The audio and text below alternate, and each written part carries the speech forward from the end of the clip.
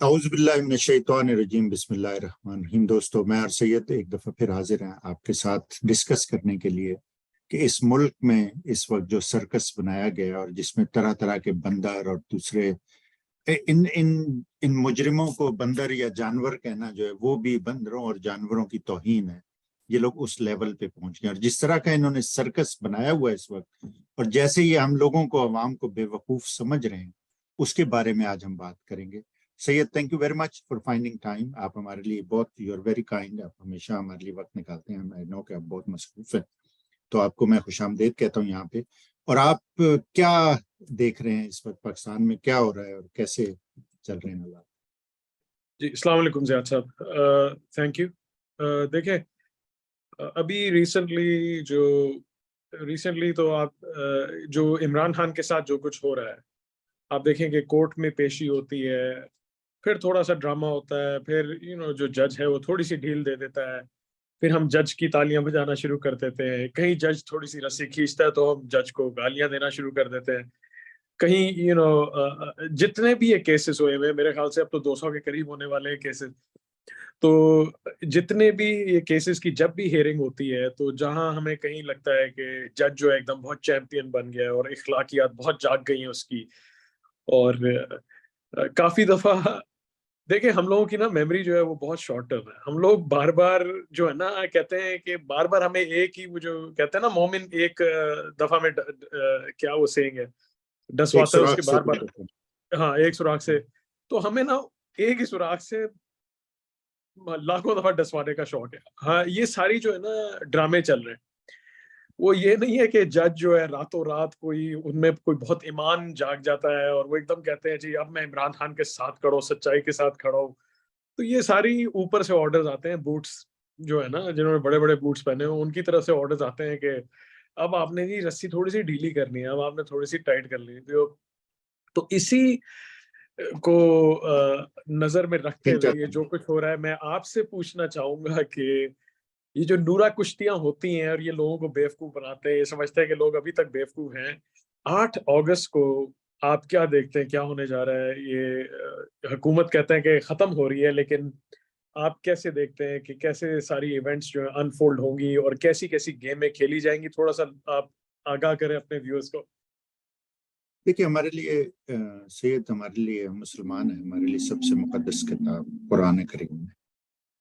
قرآن کریم میں ہمارے زندگی کے ہر پہلو کے لیے گائیڈنس لکھی ہوئی ہے، براڈ بیسڈ گائیڈنس ہمیں دے دی گئی ہے کہ یہ اچھائی ہے، یہ برائی ہے، یہ رستہ ہے، یہ ان لوگوں کا رستہ ہے جن پہ اللہ تعالیٰ نے انعام کیے تھے، یہ ان لوگوں کا رستہ ہے جو اللہ تعالیٰ کی راہ میں کی دربار میں راندہ درگاہ ہوئے تھے۔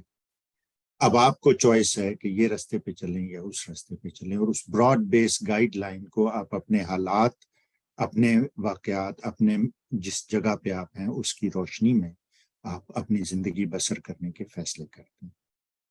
مسلمان ہونے کے بعد ہم پاکستانی ہیں، پاکستانیوں کے لیے سب سے اہم، مقدس تو میں نہیں کہوں گا کیونکہ جو کچھ اس کے ساتھ ہو گیا اور جس طرح ہم دیکھتے رہے ہیں اور اس کے ساتھ وہ ہوتے ہوئے، اور کسی کی غیرت، کسی کی عزت نہیں جاگی اس وقت، تو وہ آئین ہے، ٹھیک ہے نا۔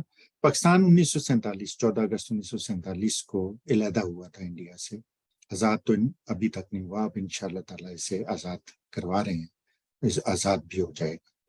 تو اس وقت سے لے کر آج تک، پہلے 1956 میں آئین بنا، پھر 1962 میں بنا، پھر 1973 میں، ٹھیک ہے۔ تینوں آئین میں ہر بالکل ڈفرنٹ طرح کی سفارشات تھی، ڈفرنٹ طرح کا نظام حکومت تھا، ڈفرنٹ طرح کی باتیں تھیں۔ بدقسمتی سے قائد اعظم جلدی فوت ہو گئے، ان کے ساتھ لیڈرشپ جو، جیسا کہ انہوں نے کہا تھا کہ میری جیب میں سارے سکے کھوٹے ہیں، ٹھیک ہے نا، سارے نہیں کہا تھا تو زیادہ تر کہا ہوگا، اور ایسا ہی تھا۔ پہلے 11 سال تک یہ کتوں کی طرح لڑتے رہے، کتوں کو بھی آئی تھنک یہ توہین محسوس ہوگی اگر ہم یہ کہیں کہ کتوں کی طرح لڑتے رہے۔ پاکستانی سیاستدان اقتدار کے بھوکے ایک دوسرے کی ٹانگیں کھینچتے رہے، ایک دوسرے کو بیک سٹیپ کرتے رہے، تو اس سے فائدہ اٹھا کے پھر وہی ہوا جو ہوتا ہے، ٹیک اوور کر لیا فوج نے، 11 سال وہ حکمران رہے، پھر وہ بھٹو نے اور دوسرے ان کے ساتھ کچھ اور تھے جو اقتدار چاہتے تھے لوگ، انہوں نے اپنی سازشیں کر کے ان سے جان چھڑوائی، تو خود انہوں نے قابو کر لیا اقتدار۔ پھر 1988 تک وہ ڈرامہ چلتا رہا. 1900 بیچ میں ظاہر ہے 1971 میں مشرقی پاکستان ہم سے علیحدہ ہو گئے. ٹھیک ہے نا. 73 میں بھٹو کے پاس ایبسولوٹ پاور تھی کیونکہ 168 سیٹیں مجیب الرحمان کی تھیں, 80 یا 86 سیٹیں بھٹو کی تھیں. مجیب الرحمان کو انہوں نے ہٹا دیا, 2/3 اکثریت تھی اس کے پاس, اسے انہوں نے ہٹا دیا رستے سے. پھر اس کے بعد بھٹو کے پاس ایبسولوٹ میجارٹی رہی. 6-7 سال انہوں نے ظلم و ستم کا بازار گرم رکھا. اسی میں 1973 کا آئین بنا جس میں انہوں نے بلیک میل کر کے, تشدد کر کے, ڈرا دھمکا کے آئین پہ دستخط کروائے سب سے. تو اس وقت سے وہ ہمارے لیے سب سے مقدس کتاب بن گئی. ٹھیک ہے نا. جو بلڈ اینڈ سویٹ پہ جس کی بنیاد رکھی گئی تھی وہاں سے. تو پھر اس کے بعد سے ہم ہر ایک نے اپنی منافقت میں, جھوٹ میں اسے آئین آئین, مقدس مقدس, کتاب کتاب, یہ وہ کہنا شروع کر دیا. عمل اس پہ کسی نے نہیں کیا. اگر اس پہ عمل کیا ہوتا تو پاکستان کے ہر شہری کو بنیادی حقوق حاصل ہوتے, ہر شہری کو آزادی ہوتی, ہر شہری کی عزت ہوتی. قائد اعظم نے شروع میں کہا تھا, انہوں نے کہا تھا یہ اداروں کی عزت وزت نہیں ہوتی, اداروں کی ذمہ داریاں ہوتی ہیں. جب آپ کی عزت نہیں ہوتی تو آپ کی توہین بھی نہیں ہوتی. اب آپ دیکھتے ہیں روز ایک ادارہ اٹھتا ہے کہ جی ہماری توہین ہوگی, ہماری توہین ہوگی, اس کا قانون بنا دیں. آپ اپنا کام کرتے نہیں ہیں. الیکشن کمیشن کا کام الیکشن کروانا ہے, وہ الیکشن کرواتا نہیں ہے, توہین اس کی ہو جاتی ہے. یہ کیا بکواس ہے, تماشا بنا ہوا ہے. آئین کا بنیادی مقصد تھا اس ریاست کے باشندوں کے حقوق کا تحفظ کرنا, انہیں آزادی دینا, انہیں پروٹیکٹ کرنا ان سب لوگوں سے, جرائم پیشہ لوگوں سے, اقتدار کے بھوکوں سے. اور اسی کا الٹ ہوا. ابھی تک ہر بندہ آئین مقدس آئین, ہماری مقدس کتاب آئین میں یہ لکھا ہے, یہ خلاف آئین ہے, یہ آئین ہے کرتا ہے, لیکن کوئی بھی اس پہ عمل نہیں کر رہا. ٹھیک ہے نا. میرے بھٹو صاحب کا ٹائم تو زیادہ تر میں نے کتابوں میں پڑھا تھا, میں بہت چھوٹا تھا اس وقت. ضیاء الحق سے شروع ہوا جب اس نے ایک سب سے پہلے ایک مجلس شورا کے نام پہ, چونکہ وہ اسلام کا اس نے لبادہ اوڑھ لیا تھا اور وہ انتہائی منافقت کا دور تھا, اس میں ہر بندہ اسلام کے نام پہ منافقت کر رہا تھا. ٹھیک ہے نا. تو اس نے مجلس شورا بنائی ایک, جو ایسی اس نے پورے ملک کے اسمگلر اور جرائم پیشہ لوگوں کو اکٹھا کر کے, جس کا انچارج, اس مجلس شورا کا انچارج جو تھا, یہ بغیرت بد زبان آدمی جو ہے صفدر, جو سیالکوٹ والا, اس کا باپ تھا. اس سے آپ سوچ لیں, وہ بھی اسی طرح کا آدمی تھا. وہ مجلس شورا تھی, اسے مجلس شورا کہا گیا, پورے ملک کے جرائم پیشہ لوگوں کو اکٹھے کر کے. پھر غیر جماعتی انتخابات کروائے, اقتدار کو طول دینے کے لیے ہر طرح کا اس نے سرکس رکھا. اس میں پھر ایک انتہائی مسکین اور شریف آدمی جنیجو, محمد خان جنیجو کو وزیر اعظم بنا دی. اب محمد خان جنیجو بیچارہ کسی زمانے میں شاید پہلے پیپلز پارٹی میں یا کہیں وزیر ریلوے رہا ہوگا, وہ سندھی تھا, تو یہ انہوں نے پیپلز پارٹی کے اثر و رسوخ کو توڑنے کے لیے اسے کٹپتلی سا ایک بٹھا دیا تھا. اس نے تھوڑی 1-2 جگہ بیچ میں پھر کوشش کی تھی, لیکن بہرحال وہ ہم بہت زیادہ ڈیٹیل میں نہیں جاتے کیونکہ ہمیں یہاں پہ آنا ہے. تو میں صرف آپ کو بتانا یہ چاہ رہا ہوں کہ آئین جسے آپ مقدس کتاب کہتے ہیں اور ادارے جنہیں آپ مقدس کہتے ہیں, ان کے ساتھ ہمیشہ کھلواڑ ہوتا رہا ہے. ٹھیک ہے. تو اب کوئی نئی ڈفرنٹ نہیں ہے, صرف ایک چیز, 2 چیزوں کا فرق ہے, وہ میں اس پہ آتا ہوں ابھی. تو محمد خان جنیجو کے پھر یہ ہوا, پھر یہ جو قدو شریف ہے اسے لے آئے. جب اسے ضیاء الحق نے اس وقت کے جنرل کو, lieutenant general Ghulam Jilani governor ہوتا تھا پنجاب کا, اسے کہا کہ جی تمہیں کابینہ بنانی ہے, غیر منتخب افراد کی ایک کابینہ بنانی ہے. ٹھیک ہے نا. وہی مجلس شورا والا ڈرامہ. تو وہ اس کے باپ کے پاس آیا, یہ قدو ہیں دونوں, جو ایک معذور اعظم ہے اور ایک مجرم اعظم ہے آج کل, جو ذہنی طور پہ معذور ہے, وہ بڑا والا, جو مجرم تو دونوں ہی ہیں. تو اس کے باپ کے پاس گیا, اس نے کیا, کرنل کو جس کی اس نے ڈیوٹی لگائی تھی, بریگیڈیئر تھا, کہ بندے تم نے اکٹھے کرنے مجلس بنانے کے لیے, جو اسمبلی بنانی تھی. تو یہ اس کا جاننے والا ہوگا, دوست ہوگا, کچھ ہوگا. تو اس نے کہا جی چور صاحب اپنا منڈا دو تو انو اسی پائیے اسمبلی میں, اسمبلی میں آپ کے بیٹے کو ہم لے جائیں. تو اس نے کہا پولے نو لے جاؤ, یہ بڑا والا جو ہے نا, کچھ نہیں کرتا, الو دا پٹھا, شہبازے نے تو فیکٹریاں چلانی ہیں. اب یہ سنسیریٹی اس کی دیکھیں کہ ایک چھوٹا جو اچھل کود والا اس کا تھا, جو بندر کی طرح اچھلتا کودتا ہے, جو اسے اس نے نہیں آنے دیا. اس نے کہا جی یہ کام کرے گا ہمارا, یہ کام نہیں کرتا, جو نکما ہے, جو کسی کا وہ نہیں ہے, اس سے لے جاؤ, پاکستان کی خدمت اس سے کرواؤ. وہاں سے آپ سوچیں کہ کس طرح کے لوگوں کو یہ لوگ پک کرتے ہیں اور کس طرح کے لوگوں کو آگے لاتے ہیں. ٹھیک ہے نا, جرائم پیشہ, نااہل, نکمے لوگ جو کچھ نہیں کر سکے, بس ان کے آگے بولیں نہیں, جس طرف انہیں لگائیں لگ جائیں, جو ان سے کہیں کریں, اور پھر وہ بھی ان کی جرائم پیشہ حرکتوں سے, ان کی لوٹ مار سے, ان کی منی لانڈرنگ سے وہ صرف نظر کرتے ہیں. تو وہاں سے ہوتے ہوتے فاسٹ فارورڈ پھر یہی کرتے ہیں سارے. پھر انہوں نے ان جرائم پیشہ لوگوں نے, ان معذور لوگوں نے ذہنی طور پہ, جس میں سارے ہی شامل ہیں, پیپلز پارٹی والے بھی ہیں, نون لیگ والے بھی ہیں, یہ اقتدار کی باریاں لیتے ہیں. انہوں نے پھر یہ شروع کیا کہ جن نکمے لوگوں کو اوپر لائیں گے آپ, تو وہ آپ کی بات سنیں گے. جیسے ہمیں یہ لوگ اوپر لائے ہیں, ہمیں ان کی سننی پڑتی ہے, ہم سنتے ہیں ان کی, تو ہم بھی ایسے لوگوں کو اوپر لائیں گے. تو پھر انہوں نے فوج میں, باقی اداروں میں نکمے لوگوں کو اوپر لانا شروع کر دیا. ٹاپ کے لوگوں کو نہیں لگاتے تھے یہ چیف, کہ یار یہ تو لائق لوگ ہیں, یہ آگے آ جائیں گے, یہ پھر اپنے پروفیشنل اس کمپیٹنس دکھائیں گے, تو پھر ہمیں سبکی ہوگی, ہماری بات نہیں مانیں گے. ہمیں تو وہ لوگ چاہیے جو ہمارے بوٹ چاٹیں, ہمارے تلوے چاٹیں, ہمارے کہنے پہ کام کریں. تو یہ نکمے لوگوں کو, تو آپ دیکھیں گے کہ اوور پیریڈ آف ٹائم یہ کوالٹی ہر فیلڈ میں گرتی گئی ہے. آرمی چیفز کی بھی کوالٹی گرتی گئی ہے. ایک سے ایک تحفہ, ایک سے ایک نمونہ آتا گیا ہے وہاں پہ. جو نیچے سے لائیں گے لوگوں کو, تو پھر وہ نیچے والے لوگ انہیں خوش کرتے ہیں. اچھا, تاریخ کا دوسرا پہلو یہ سارے بھولتے گئے, سارے لوگ. ذوالفقار علی بھٹو ایوب خان کو ڈیڈی کہتا تھا, اس نے ایوب خان کی پیٹھ میں چھرا گھونپا اقتدار حاصل کرنے کے لیے. پھر یہ ضیاء الحق جو ہے, یہ مسکین سے اس کے آگے ہاتھ باندھ کے, ایک اور کمانڈر تھا ملتان کا, بھٹو وزیر اعظم تھا, وہ ریسٹ ہاؤس میں تھا, یہ کھڑکی کے سامنے اس کی ریسٹ ہاؤس کی کھڑے ہو کے خود پہرا دیتا رہا ادھر. اس نے کہا یار یہ تو بڑا تابعدار آدمی ہے. پھر اردن میں اسے بھیجا تھا جب یہ آئی تھنک کرنل یا بریگیڈیئر تھا, تو اس نے جتنے فلسطینی مروائے کہتے ہیں اتنے اسرائیلیوں نے نہیں مارے. اردن میں اس کے نام کی سڑک بنی ہوئی ہے, حضرت ضیاء الحق اسے کہتے ہیں اردنی, کیونکہ فلسطینیوں کو اس نے مارا. شاہ حسین نے اردن کے اس کی سفارش کی, تو بھٹو نے اسے نیچے سے اٹھا کے آرمی چیف لگا دیا. اس نے کہا جی یہ تو بڑا ہی فرما بردار اور یہ مسکین بندہ ہے, تو یہ تو میری بڑی خدمت کرے گا. پھر آپ نے دیکھا اس نے بھٹو کے ساتھ کیا کیا. پھر نواز شریف نے 3 آرمی چیف لگائے, جن میں مشرف تھا, جن میں باجوہ تھا, جن میں 4 بلکہ شاید 4 یا 5 ہو سکتا ہے لگائے ہیں اس نے. ٹھیک ہے, تو ان میں 1-2 کوئی شاید صحیح ہوں گے تو ہوں گے, باقی سب آپ نے دیکھ لیا کاٹ کباڑ, کوڑا کچرا ہے سارا, یہ اس طرح کے کرتے ہیں کام. ٹھیک ہے, تو یہ ہمارا یہ تاریخ تھی. میں تاریخ آپ کو اس لیے بتانا چاہتا تھا کہ پرسپیکٹیو سیٹ ہو جائے کہ جس قوم کے لوگ غفلت کا شکار ہوتے ہیں, جہاں پہ وہ کہتے ہیں نا کہ یہ ہارن آہستہ بجائیں, قوم سو رہی ہے, تو وہ جب قوم سو رہی ہوتی ہے تو پھر لٹیرے آ کے لوٹتے ہیں اسے.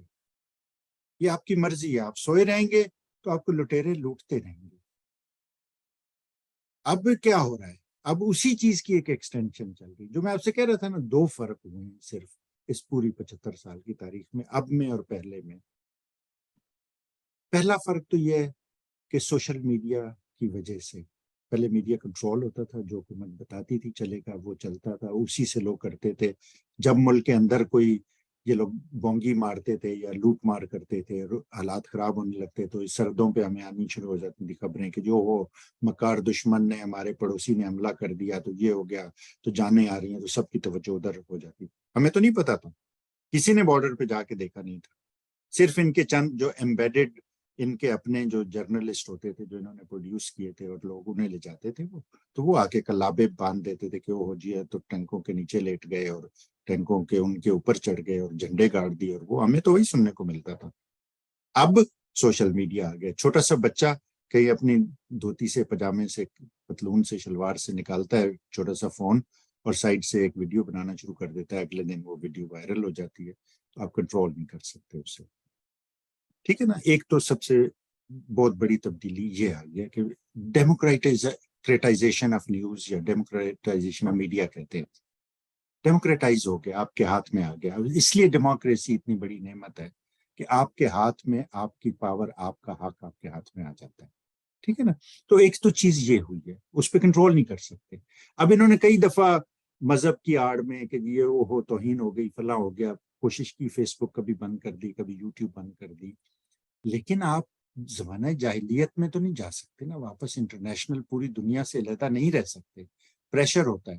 آپ کو جی ایس پی سٹیٹس چاہیے, جی ایس پی پلس چاہیے یورپین یونین سے, تو وہ کہتے ہیں بھائی جان یہ نہیں کر سکتے آپ, اگر آپ کو ہم سے آپ کو چاہیے مراعات تو آپ یہ نہیں کر سکتے. اسی طرح دوسرے ملک جن کے لیے ویلیو ہے, جو اپنے آپ کو اپنی ویلیوز کو رکھتے ہیں سامنے, وہ اپنے لیے کرتے ہیں, وہ کوئی آپ کے اتنے مامے کے پتر نہیں ہے کہ آپ کو یہ فیسیلیٹیٹ کرتے ہیں, وہ اپنے لیے کرتے ہیں وہ چیزیں, ان کے لیے وہ ویلیوز اہم ہیں, تو وہ کہتے ہیں. تو اس لیے پابندی نہیں لگا سکتے میڈیا پہ اس تک, جتنا مینیپولیٹ کر سکتے ہیں کر سکتے ہیں. مطلب اس سے زیادہ شرمناک بات کیا ہوگی کہ آپ کے ملک کی سب سے پاپولر پارٹی جو ملک کے ہر حصے میں مقبول ہے, اس کے لیڈر پہ, سابقہ وزیر اعظم پہ, 50 سال سے انٹرنیشنل ہیرو پہ, جس نے آپ کے ملک میں اتنا کنٹریبیوشن کیا ہے جتنا کسی نے نہیں کیا, اس کا نام لینے پہ پابندی لگا دیں. اس سے زیادہ مزاحیہ اور سنجیدہ بیک وقت میں رونے اور ہنسنے والی بات کیا ہوگی؟ یہ آپ سرکاری میڈیا پہ کر سکتے ہیں. آپ نے دیکھا کہ پچھلے دنوں عمران خان نے ٹک ٹاک پہ اکاؤنٹ کھولا, پوری دنیا کے اس نے ریکارڈ توڑ دیے. مطلب اٹ واز مائنڈ باگلنگ جس طرح لوگوں نے فالو کیا اسے. تو دوسری چیز جو اب ہے وہ پہلے نہیں تھی, وہ عمران خان. سوشل میڈیا اور عمران خان کو اب ملا دیں تو یہ آگ اور تیل کا ملاپ ہے جو ان لوگوں کو جلا کے بھسم کر دے گا, ان کے غرور کو, ان کی اکڑ کو, ان کی طاقت کو, اور اس سے وہ تھر تھر کانپ رہے ہیں. دیکھیے ظالم آدمی ہمیشہ بزدل ہوتا ہے, بہادر آدمی کبھی ظالم نہیں. بزدل کو ہمیشہ خوف ہوتا ہے, وہ خوف اسے ایسی چیزیں کرنے پہ مجبور کرتا ہے کہ وہ دوسروں کے لیے ظلم بن جاتی. ٹھیک ہے نا, یہ چیز ذہن میں رکھیں. اسی لیے اللہ تعالیٰ نے ظالم کو ناپسند فرمایا, اور اللہ تعالیٰ نے یہ بھی فرمایا کہ ظالم ظلم کا جتنا ذمہ دار ہے, مظلوم بھی اتنا ہی ذمہ دار ہے, کیونکہ جہاں مظلوم بزدلی دکھاتا ہے اس پہ ظلم ہوگا اور ہوگا. اگر آپ, ہم نے پہلے بات کی تھی محرم کے بارے میں, حضرت امام حسین کی, اور اسلام میں ایمبیڈڈ ہے جو قربانی کا تصور, اس کی بات کی تھی. اگر آپ مسلمان نہیں بنیں گے سچے, آپ جس طرح ٹکرے مارتے ہیں مسجدوں میں جا کے اور گھروں میں, اور ہر وقت اسلام اور یہ قرآن اور محمد اور صلی اللہ علیہ وسلم اور ان کی نام لیتے ہیں, اگر وہ کام نہیں کریں گے جو انہوں نے کیے تھے اور جن کا انہوں نے حکم دیا ہے, تو پھر آپ بھی ہم بھی منافقوں میں شامل ہو جائیں گے کہ کہتے کچھ ہیں کرتے کچھ ہیں. تو اگر ہم اپنے حق کے لیے کھڑے نہیں ہوں گے, ہم ظلم برداشت کریں گے, تو اس ظلم کے ہم بھی ذمہ دار ہیں. تو یہ چیز ہے جسے ہمیں اس پورے ابھی کے حالات کو اس تناظر میں دیکھنا ہے. اب میں آتا ہوں اس طرح, بہت لمبی میں نے تمہید اس لیے باندھی ہے, اٹ از ویری امپورٹنٹ, ہمارے لیے بہت اہم ہے کہ ہم یہ سمجھیں کہ کہاں سے ہمارا سفر شروع ہوا تھا اور ہم کیسے اس دائرے میں گول گول گھوم رہے ہیں اور کون ہمیں گھما رہا ہے. ٹھیک ہے, اب کیا ہو رہا ہے, جو اب سرکس کی میں بات کر رہا تھا, وہ سرکس اب اس پوائنٹ پہ پہنچ گیا ہے جسے اب کلائمیکس کہتے ہیں, عروج اس کے, یا زوال سمجھ لیں, نیچے ترین اس کے پہنچ گئے ہم پوائنٹ پہ جہاں ہم باٹم ہٹ کرنے والے, پیندہ آ گیا اس کا, اس کنویں میں جس میں ہمیں گرا دیا تھا, اب ہم سمجھے ہٹ کرنے والے ہیں باٹم کو. وہ باٹم کیا ہے؟ 9 اپریل کو پچھلے سال عمران خان کی حکومت انہوں نے غیر قانونی, غیر آئینی, ناجائز طریقے سے گرا کے, مینیپولیٹ کر کے, جس پہ بڑے عرصے سے, اور جیسے عمران خان کہتا ہے, اور ہمارا ایمان ہے کہ اللہ الحق ہے, حق اور سچ کو باہر آنا ہوتا ہے, تو اب ان کے ہی لوگ خود سے, ابھی جو آپ نے اس کی سنی ہے خواجہ آصف کی باتیں, یہ خود سے اقرار کر رہے ہیں اور اقبال کر رہے ہیں کہ جی ہم اس جرم میں شامل تھے, ہمیں اس جرم کا حصہ بنایا گیا, اور یہ عمران خان کے ہی نہیں, پاکستان کے 25 کروڑ لوگوں کے ساتھ یہ مذاق کیا گیا ہے. بہت سو کو سمجھ ہے, بہت سو کو سمجھ نہیں ہے ابھی کہ ان کے ساتھ ہوا کیا ہے. ٹھیک ہے نا, تو ان سب نے مل کے 9 اپریل کو یہ کیا. 10 کو جن لوگوں کو سمجھ تھی وہ باہر نکلے, انہوں نے کہا جی کہ یہ نہیں کر سکتے آپ, بہت ہو گیا. بہت کم لوگ تھے, اگر زیادہ ہوتے, اگر 10% لوگ نکل آتے 25 کروڑ کا, تو 2.5 کروڑ لوگ ہوتے. 1% لوگ نکل آتے تو 25 لاکھ لوگ ہوتے. 25 لاکھ لوگ اس ملک کی تقدیر اس وقت بدل سکتے تھے, وہ نہیں نکلے.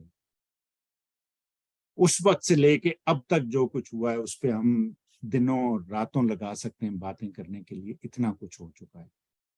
اب ہم اس پوائنٹ پہ پہنچ گئے ہیں جہاں پر یہ حکومت کی آئینی مدت ختم ہونے والی ہے۔ 5 سال پورے ہو جائیں گے، 3.5 سال تقریباً عمران خان نے حکومت کی، اس کے بعد یہ لوگ آ کے بیٹھ کے اب 1.5 سال ان کا ہونے والا ہے۔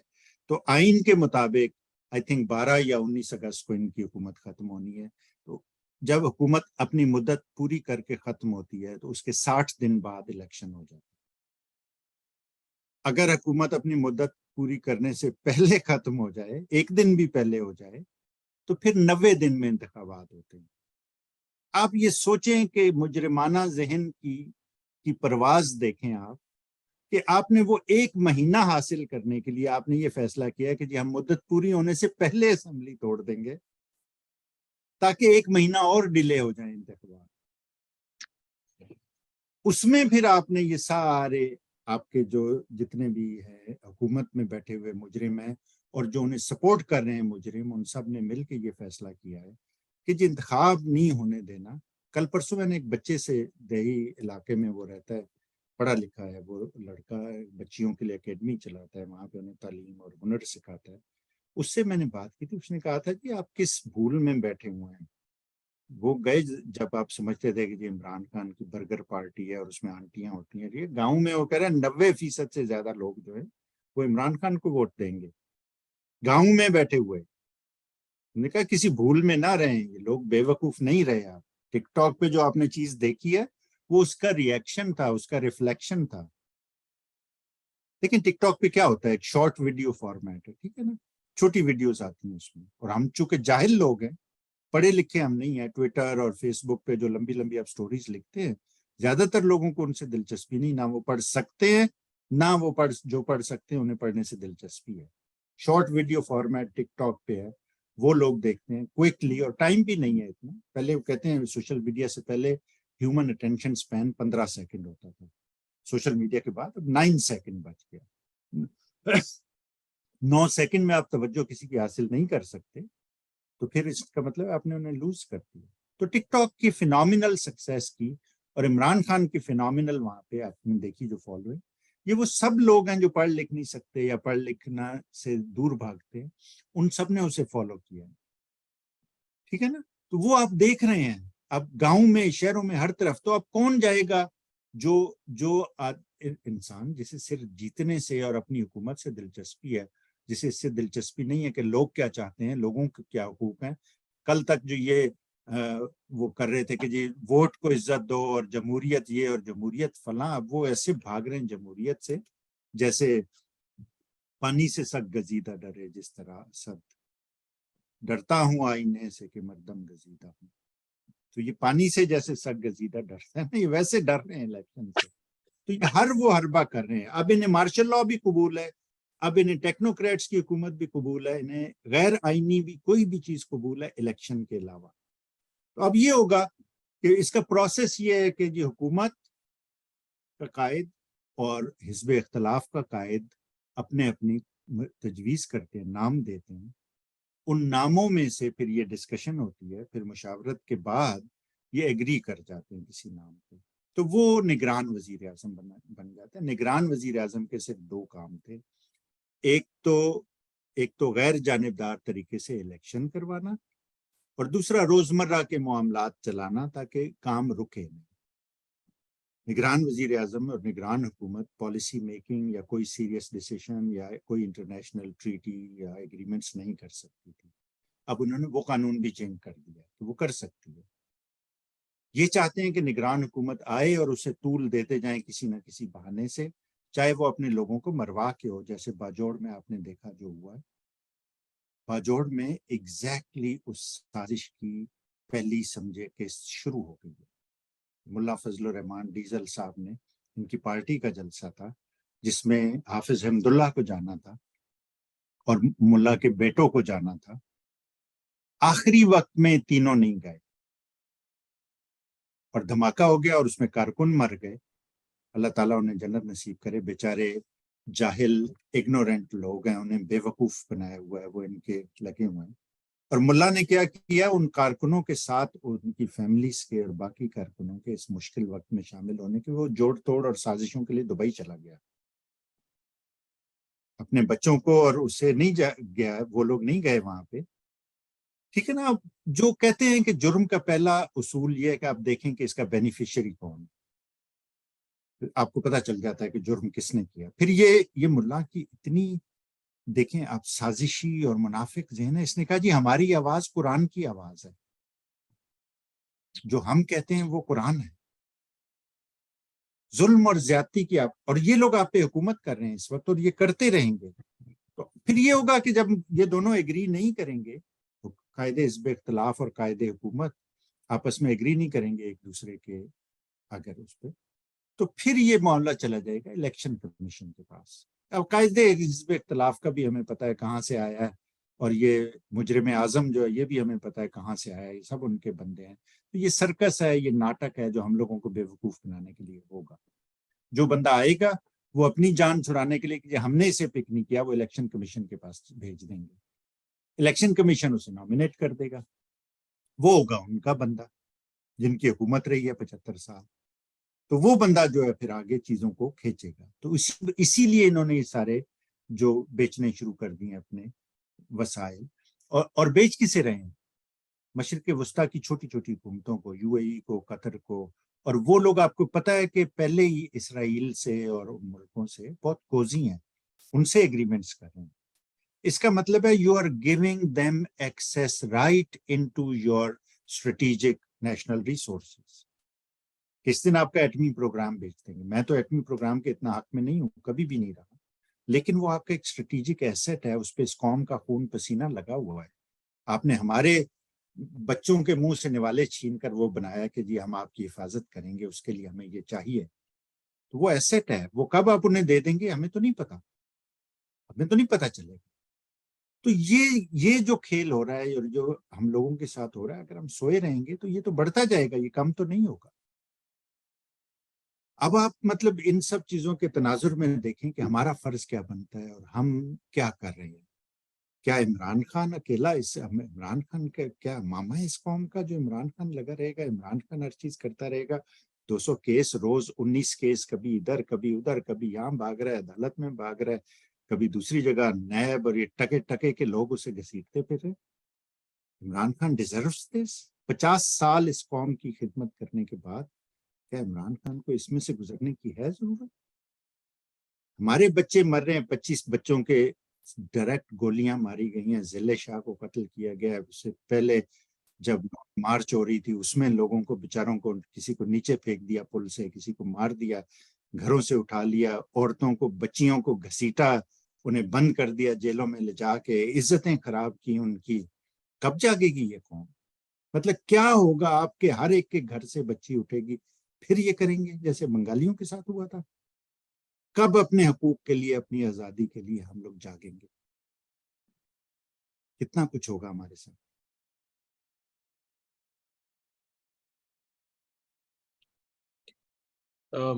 زیاد صاحب، آپ نے پوری تاریخی جو واقعات جتنے بھی ہوئے ہیں اور ان کو جس طرح آپ نے اس کی روشنی میں اب جو کچھ ہو رہا ہے، جو آپ نے جس طرح ایکسپلین کیا ہے، آپ نے بہت اچھا ایکسپلینیشن تو دے دیا اس قوم کو.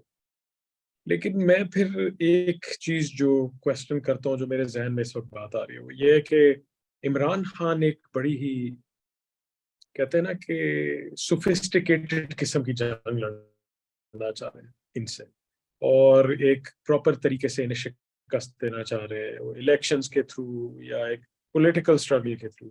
میں جس طرح کہ آپ نے بتایا کہ پورے کا پورا آبے کا آبا ہی خراب ہے، میں جو میرے ذہن میں اس وقت چیز آ رہی ہے، میں یہ دیکھتا ہوں کہ یہ تو جب تک کوئی فرینچ ریولوشن جیسی کوئی چیز نہ آئے جس میں لوگ اپنے اندر اتنا غصہ، ہمت اور حوصلہ پیدا کریں کہ سڑکوں پہ ان کے فیصلے کریں. یہ جس طرح کے بدترین لوگ اور بہت زیادہ تعداد میں اس ملک میں مسلط ہوئے ہیں، اور ان کی تعداد اس لیے بڑھتی گئی ہے کیونکہ ہم اتنے سالوں سال سوتے رہے. میرے نظر میں جو میرا ذہن اس وقت جس طرف جا رہا ہے، وہ فرینچ ریولوشن ٹائپ کی میں کوئی چیز جب تک نہیں ہوگی، جب تک یہ اتنی بری طرح قابض ہے، یہ ان لوگوں سے چھٹکارا پانا اتنا آسان نہیں ہے.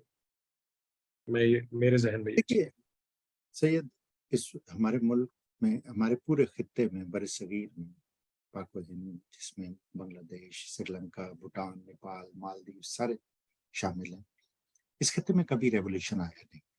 کوئی تاریخ میں کوئی ایگزامپل نہیں. ہم لوگ بے عزتی کے اور اپنے حقوق کی پامالی کے اتنے عادی ہیں کہ ہم کبھی کھڑے نہیں ہوئے سن کے. آپ کو پتا ہے کتنے انگریز آئے تھے جنہوں نے ہندوستان پہ قبضہ کیا تھا؟ 2000 سے کچھ زیادہ تھے.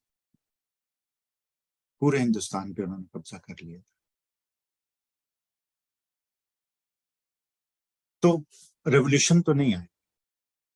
ہم لوگوں کو ابھی تک بے وقوف بنا کے قابو میں رکھا جاتا ہے. عمران خان خدا نخواستہ کچھ ہو جائے اسے، یا خدا نخواستہ وہ عمران خان کا دل بدل جائے، وہ کہ یار دفع کرو، یہ سوئے ہوئے ہیں لوگ، یہ خواب غفلت میں، انہیں اپنے حقوق سے کوئی دلچسپی نہیں، تو میں کس لیے اس عذاب سے گزروں؟ میں بہترین سے بہترین زندگی گزار سکتا ہوں یہاں بھی. آج میں ان کی باتیں مان لوں تو مجھے یہ پرائم منسٹر دنوں میں بنا دیں گے، پھر میں مزے سے یہاں پہ رہوں، یا باہر چلا جاؤں تو میرے پرائم منسٹر سے بھی زیادہ ویلیو ہے، وہ میں کروں. تو پھر جس دن اس کا دن بدل گیا، پھر ہماری غلامی تو جاری رہے گی. ہمیں تو کوئی بچانے والا نہیں ہے، ہمیں تو کوئی، کیونکہ ہم خود انٹرسٹڈ نہیں ہیں. جب آپ خود نہیں انٹرسٹڈ ہوتے تو کوئی آپ کی کیسے مدد کر سکتا ہے؟ خدا نے آج تک اس قوم کی حالت نہیں بدلی، نہ ہو جس کو خیال آپ اپنی حالت کے بدلنے کا. تو اگر آپ کو خیال نہیں ہے، ہمیں خیال نہیں ہے، تو کون کر سکتا ہے؟ عمران خان انسان ہے، 70-72 سال اس کی عمر ہو گئی، کب تک لڑے گا وہ آپ کے لیے؟ مطلب کتنا اسے کس بات کی سزا ہے؟ اسے تو ضرورت نہیں ہے ان میں سے کسی چیز کی. اور وہ سوفسٹیکیشن جو آپ کہہ رہے ہیں، سوفسٹیکیشن کا وہ ٹھیک ہے، مطلب ہی ہیز ٹو سی کہ جی میرے پاس آپشنز کیا ہیں، میرے پاس چوائسز کیا ہیں، میرے پاس وسائل کیا ہیں، میرے پاس لوگ کتنے ہیں. آپ نے دیکھا کیسے سوکھے پتوں کی طرح گرے اس کی پارٹی کے لوگ. یہ وہ لوگ ہیں جو عمران خان کہتے نہیں تھکتے تھے، اور تیرا باپ بھی دے گا آزادی، اور ہم چھین کے لیں گے آزادی، اور وہ نعرے لگاتے تھے، اس کے ارد گرد بندروں کی طرح اچھلتے تھے، اور سارا کیسے غائب ہوئے بولو. یہ تو عوام پہ ہے، یہ ہم پہ ہے. دیکھیں یہ لوگ جو ہم کہہ رہے ہیں، جیسے انگریز 2-2.5 ہزار تھے، پورے ہندوستان پہ انہوں نے قبضہ کیا تھا. یہ 5-7 ہزار 10 ہزار لوگ ہیں، اس سے زیادہ نہیں ہیں، جو 25 کروڑ لوگوں کو غلام بنائے. کوئی اتنی بڑی بات نہیں ہے. لیکن بڑی بات اس وقت نہیں ہوتی جب آپ اٹھ کھڑے ہوتے ہیں. اگر آپ سوئے رہے ہیں تو 25، یہ 8-10 ہزار، کیا یہ 8-10-100 بھی ہوں لوگ، تو پھر بھی بہت زیادہ ہو جاتے ہیں. تو جس دن ہمیں احساس ہوگا اپنے، اور جیسے ہم کھڑے ہوں گے، جیسے نوجوان نسل عمران خان کے ساتھ کھڑی ہے، ٹھیک ہے نا، وہ کھڑے ہیں، وہ بچے اٹھ رہے ہیں، بچے کر رہے ہیں، لیکن وہ کافی نہیں ہے. سب کو اٹھنا ہوگا. جن کے بچے ہیں اور جن کے کل کو بچے، نسلیں برباد ہو رہی ہیں، انہیں اٹھنا ہوگا.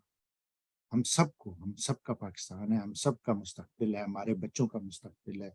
ہم سب کو اٹھ کر اس ظلم جبر کے خلاف کرنا ہوگا، ورنہ یہ بک جائے گا. یہ ٹکڑے ٹکڑے ٹکڑے کر کے بیچ دیں گے سارا.